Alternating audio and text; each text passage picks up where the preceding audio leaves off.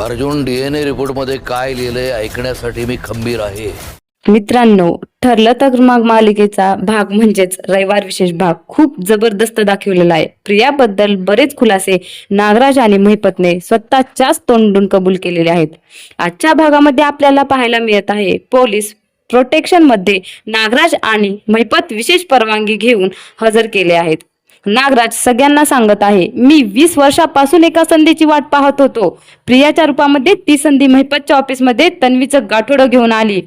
तर महिपत म्हणतो, तन्वी नावाची लालची मुलगी मला मदत करायला तयार झाली, म्हणून आम्ही दोघांनी भयानक प्लॅन बनवला आणि बबली लोखंडे म्हणजेच सदा आणि मैनाची मुलगी म्हणजेच बबली लोखंडे हिलाच आम्ही तन्वी म्हणून किल्लेदारांच्या घरात प्रॉपर्टी टो करण्यासाठी पाठवले.